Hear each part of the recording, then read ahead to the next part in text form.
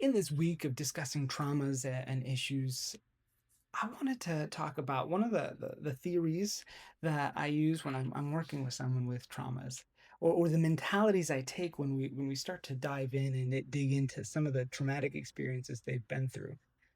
And the mindset is allowing this idea of curiosity to just be present, to allow your brain to just think, to go where it needs to go. My belief is that our brains do want to help us and does want us to work through certain things.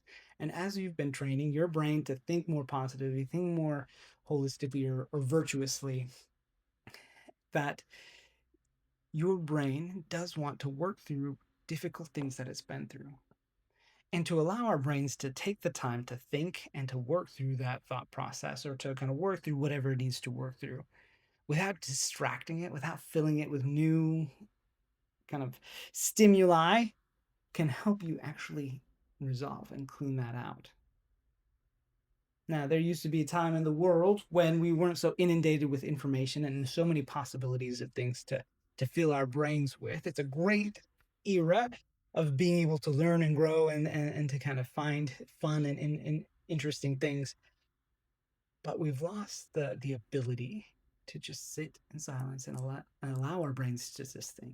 Instead of distracting us, we allow our brains to lean into those moments with curiosity, lean into those moments with openness, without judgment, and to, if we need to, be able to guide it. When we take that time to slow down and allow our brains to think, we can sometimes catch ourselves in those cycles where we start to spin off. We can start to catch and recognize those thought patterns, those irrational conversations, to kind of bring ourselves back into a place where it's like those things are not true. Those ideas, those thoughts, those belief systems that trauma has taught me, that difficult life circumstances have taught me, are things I don't really want to believe. And then as we journal about that and kind of write it out and make that stretching reach for something better, something different, we can start to really heal. That's part of processing, allowing our brains to just do the work that it wants to and it can do if we give it the time. Now, as I have said in the last few days, taking this at your pace. If you do really start to just sit in that silence and start to get overwhelmed with all the new information or all the past ideas and thoughts, what I would encourage you to do is take some time, a minute, 20 seconds, 30 seconds, to lean into that discomfort for a moment, to feel it, identify it, kind of recognize where it's at before jumping out and trying to distract yourself or jumping out and trying to shut it down. Your brain is going there because it wants to work through it. And so giving yourself some time every day, again, it doesn't have to be a whole lot.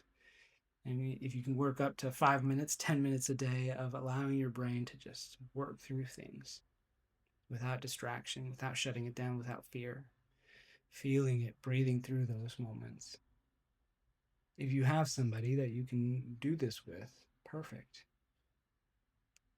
The idea of allowing your brain to think through without distraction, without shutting it down, will help you heal and grow, not just from traumas and not just recovery, but it will also open up your mind for this fertile place that you can then build ideas and curiosity and build kind of imagination.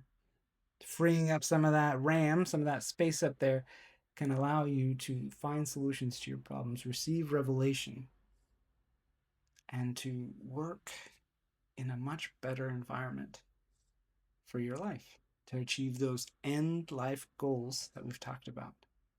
Take time today to either schedule it out or take time today to just allow your brain to think, turning off all the sounds, all the noises, to kind of sit there and do what you got to do.